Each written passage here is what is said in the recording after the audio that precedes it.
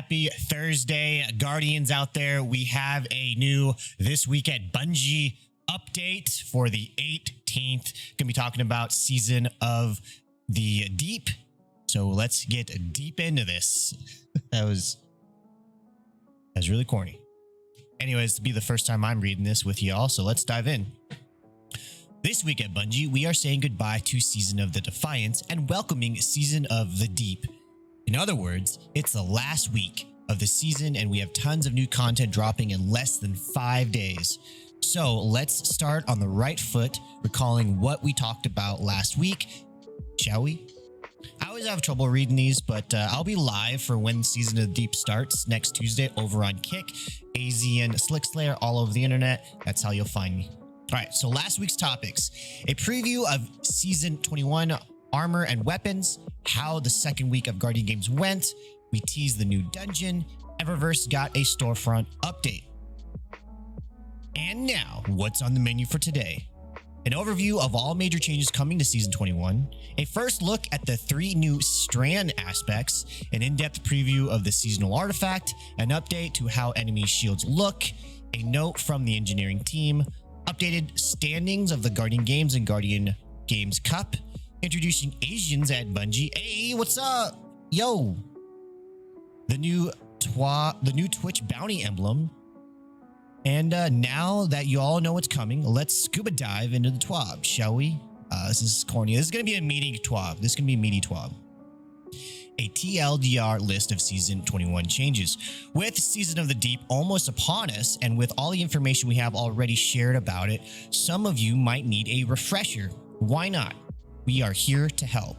Economy updates. Economy might sound boring at first, but when you start noticing how many things in the game depend on it, well, you start paying more attention to how it fluctuates. At the start of Season 21, we will have several updates to Destiny 2 economy. You can read in detail about them on the May 4th TWAB, but here's a recap of the major changes. Raoul, exotic engram focusing. You can decrypt or focus exotic engrams with Tier 1 or Tier 2 options and/or. Weapon deep sight activation. There's a new currency called the Deep Sight Harmonizer. Why would they add a new currency? Anyways. Changes to crafting costs. Legendary shards are no longer required. Alright, I'm down with that. Weapon sandbox tuning. During Season 20, we introduced a lot of changes to weapons as well as special reticles that better represent the perks and different firing patterns that some of them have. We are doubling down on that for Season 21 with more informative and more visible reticles at the high field of view FOV for fusion rifles, hand cannons, sidearms, and trace rifles, as well as special ones for several exotics like Devil's Ruins, Charge Shot, or Lumina's Noble rounds. Sorry, I have trouble reading that.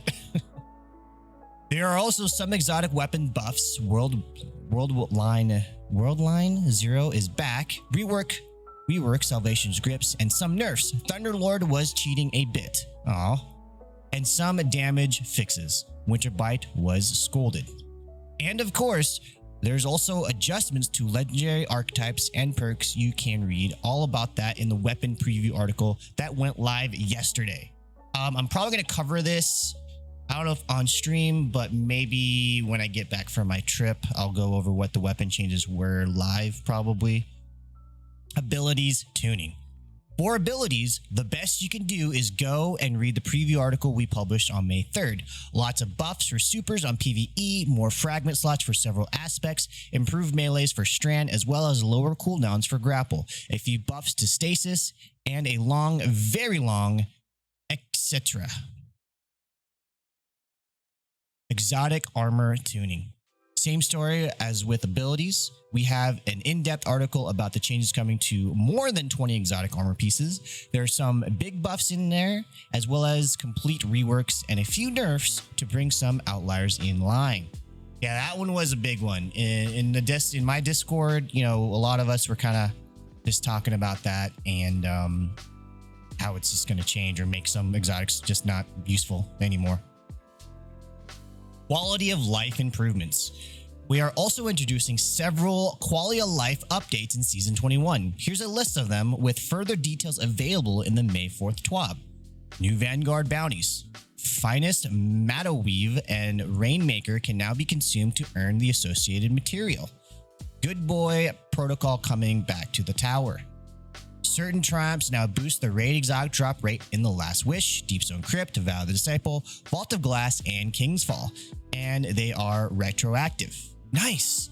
So guys, if you didn't know what I do, I Sherpa raids. Right now, I know how to do King's Fall. I know how to do Deep Stone. I know how to do Root Nightmares. I can do all the raids. As far as Sherpa though, those are the ones, the ones I listed are the ones that I could Sherpa. I am adding more to my repertoire. So if you don't have these exotics and you want to, do some raids and you don't have people, come join my Discord. Links in the section below, and read the rules. And all you gotta do is react to the thing below. You'll get in, okay? Or just say, hey, I came from YouTube. Crucible updates. In addition to bringing the classic Meltdown PvP map into rotation, we are making several changes and updates to how Trials of Osiris will work in Season 21.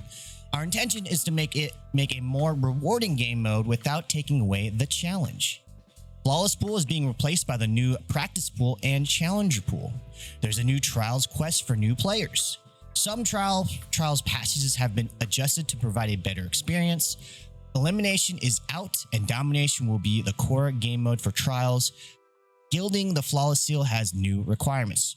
There's plenty of information about it in the May 4th TWAB in case you want more. Yeah, I'm not a big fan of the elimination thing. Like, to me, Trials is elimination. Last man standing, it creates awesome moments as far as, if you're, 1 versus 2 and you actually pull out a win, it feels absolutely amazing.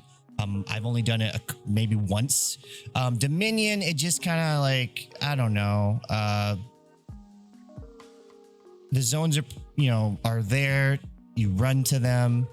I guess what's cool is it forces people to move around. It forces someone to push and engage, but at the same time, it just means you got warlocks and titans leading the way, and hunters are just like, well, I guess I'll figure out how to break this bubble or attack in the well, which some good players are. Me, I don't know how to do that.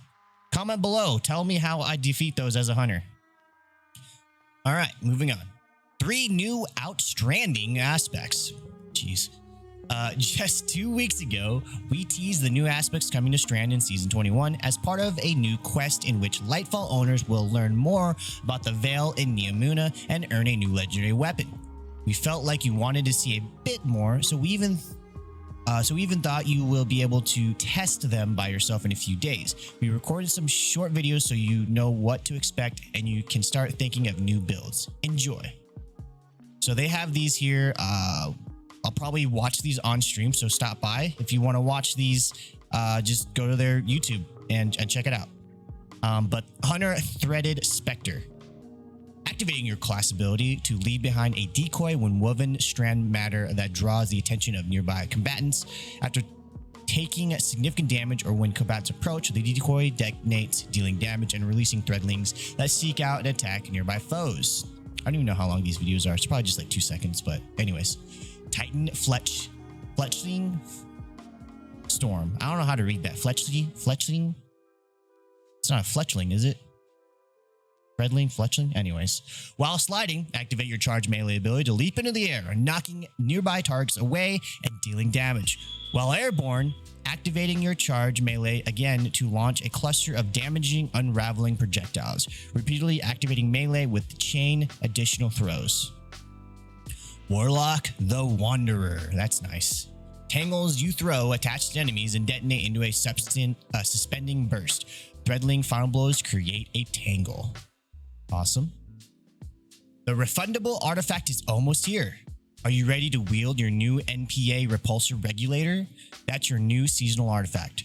Treat it well or Drifter might use you as bait. Remember that the seasonal artifact has changed a bit recently. With Lightfall, mods from the artifact change into perks that are always on when unlocked and you don't have to slot them in your armor pieces. Freaking love that.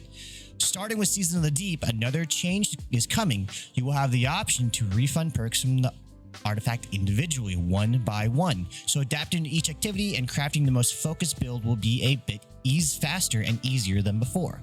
But in order to make the most amazing builds, we need to know the perks, and that's an easy fix. Column 1, Anti-Barrier Auto Rifle. Your equipped auto rifle fires shield-piercing rounds and stun barrier champions. Additionally, auto rifles are always overcharged when the modifier is active. Unstoppable Hand Cannon.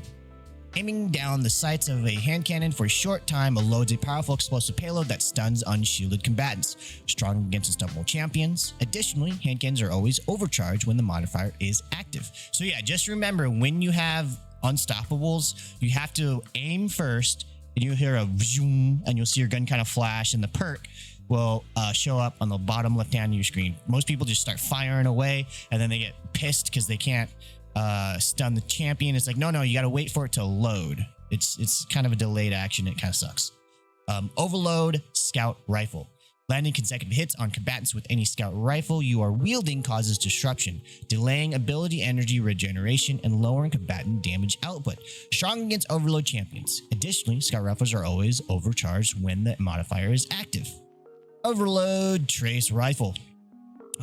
Uninterrupted fire from your equipped trace rifles causes the beam to stun combatants, delaying ability energy regeneration and lowering their damage output.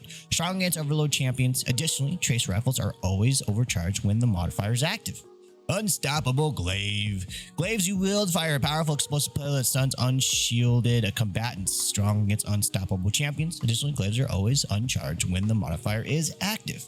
Column 2. Authorized mods. Arc. The armor energy costs of all armor mods affecting your arc weapons are significantly discounted. Same with Void. Same with Strand. And same with your melee mods. The armor energy costs of all armor mods affecting your melee are significantly discounted. Technicolor Siphon grants access to the helmet armor mods that combine the effects of the Strand Siphon and the Arc Siphon mods. Interesting. Column 3, Improved Unraveling increases the amount of damage dealt by unraveling a target. Deeper Origins. Deeper. Greatly improves the benefits provided by the Unsated Hunger, Nanotech Tracer Rockets, Harmonic Resonance, and Noble Deeds trait. Unto the Breach. Defeating a Void debuffed targets creates a Void Breach while your Void subclass is equipped. Electric Armor. Stay amplified longer while your arc subclass is equipped. Thunderous Retort. Grants bonus arc super damage if cast while critically wounded or while amplified. Lasts until the end of the super activation. Oh, that's interesting. Column 4. Strand Soldier. Your strand weapons gain unraveling rounds whenever you gain woven mail while your strand subclass is equipped. Overcharged Armory. Weapons with the Unsated Hunger, Nanotech Tracer Rockets, Harmonic Resonance, and Noble Deeds trait are always overcharged weapons for you when the modifier is active. Protective Breach. Picking up a Void Breach gives you an overshield or refreshes your existing overshield. Countercharge. Gain a stack of armor charge when you stun a champion. Amped Up. Gain damage resistance while amplified. Column 5. Conductive Cosmic Needle. Targets affected by strand debuffs take increased damage from arc and void abilities. Shock and Awe. Arc final blows while you are amplified, summon a burst of lightning that damages and jolts targets. Supernova. Picking up a Void Breach causes your next source of void damage to create a large weakening pulse. Squad Goals. Performing a finisher while you are amplified grants amplify to nearby allies when your arc subclass is equipped. Performing a finisher while you have woven mail grants the woven mail to nearby allies when your strand subclass is equipped. Performing a finisher while you have Devour grants Devour to nearby allies when your Void subclass is equipped. That's pretty cool.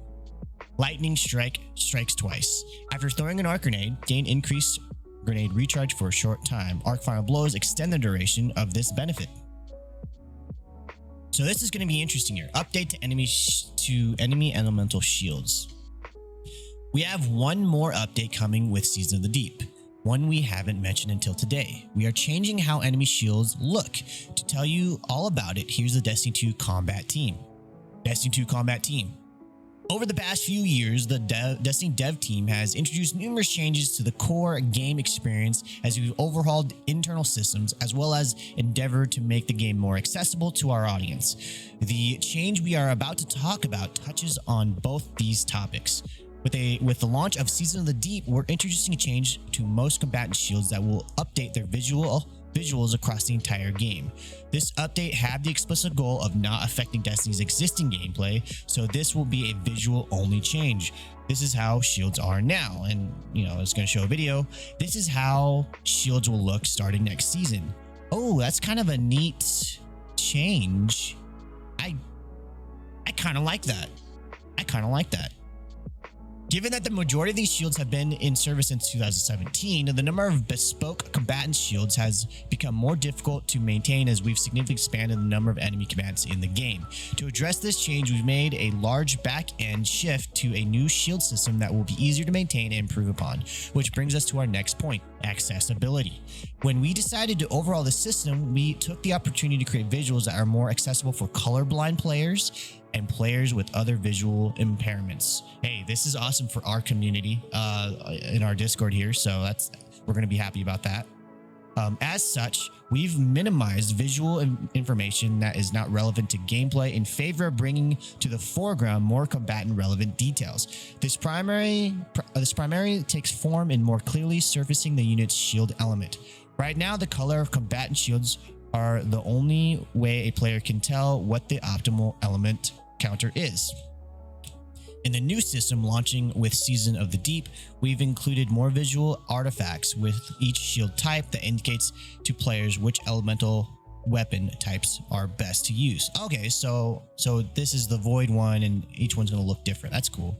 As a final detail, we've like to note that immunity shields, white shields, and shields for specific box counters will not be receiving this update. That's probably a good thing.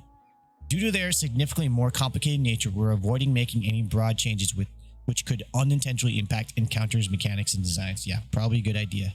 Oh, here we go. Here we go. Stabilizing. Yeah, stabilizing. I said that lots of times. And now, a note from the engineering team. As part of the work to prepare for Lightfall, we embarked on a large technical upgrade to improve our Destiny 2 services and hardware. This work included updating our services to use new technologies, as well as preparing for hardware upgrades. In the long run, this investment in the back end of Destiny 2 should lead to more stable and reliable experience for all players, and faster recovery in instances where services downtime does occur. The launch of Lightfall was a great example of this, with high stability and uptime for both launch day and the Root of Nightmares world's first race. But couldn't we not use the API? For some reason, I feel like that was a rocky start, but at the same time, I feel like I had a pretty smooth experience. Maybe they're talking about just about the raid, and not the rest of the game. However, as millions of players have interacted with these services, we have discovered some issues that we are working on addressing. A prime example of this is our backend service update system. Typically, several days before one of our Tuesday updates, we will stage the update on our servers. This upgrades our backend services to the new version and means that during the Tuesday patch, we only take a brief amount of downtime before letting players back into the game.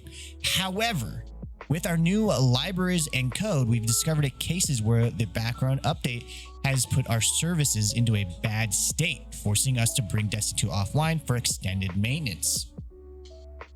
So, what are we doing about this? We have a team focused on making corrections to our new services so that we can safely perform background updates again. However, while we do that work, we also want to make sure your Destiny 2 experience is predictable as possible.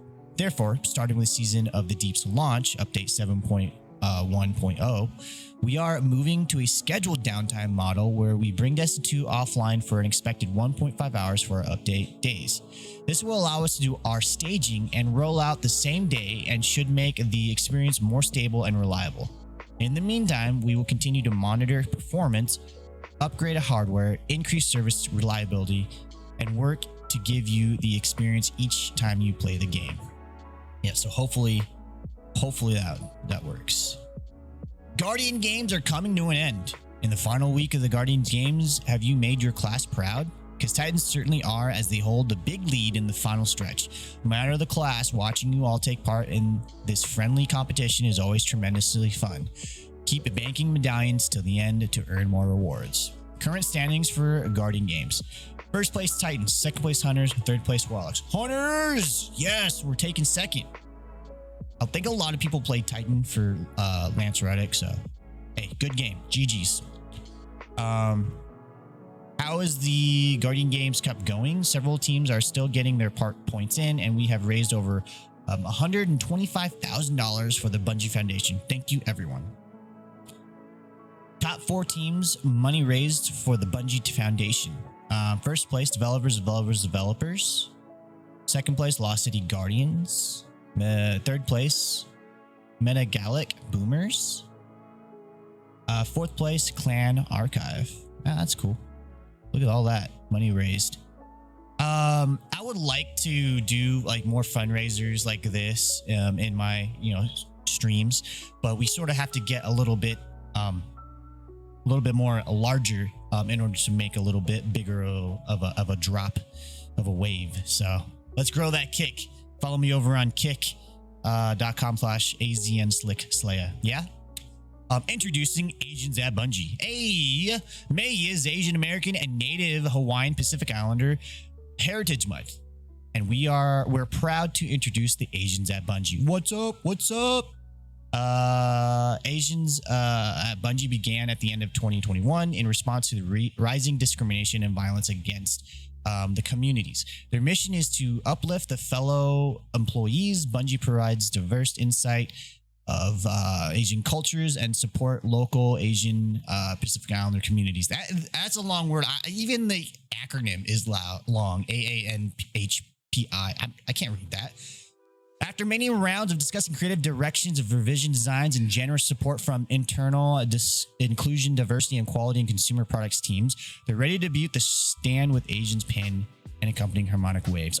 Oh my God. I gotta get that.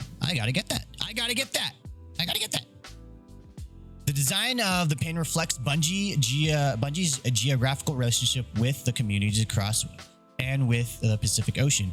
The background is a topographical outline of the Pacific Ocean. The clouds represent our one sky, and the 7-petaled tea flower is our hope in sharing a cup of tea with all 7 continents, and because Bungie. For the month of May, all proceeds from the Stand with Asians pin will go to International Community Health Services, a nonprofit organization based in Seattle that welcomes people of all backgrounds in need of care. Celebrating its 50th anniversary, it was formed in 1973 by young Asian American activists to distribute the systematic racism disrupt the systematic racism that denied health to Asian immigrants communities. Today, it remains deeply rooted in the Asian Pacific Islander community and continues to serve immigrants and refugees patients in over 70 languages. They have been a leading voice in challenging anti-Asian hate and champion health equity for communities of color. That's awesome. That is awesome. We've invited all allies to stand with Asian communities by pre-ordering the Stand with Asians pin, which comes with the Harmonic Waves emblem at the Bungie store.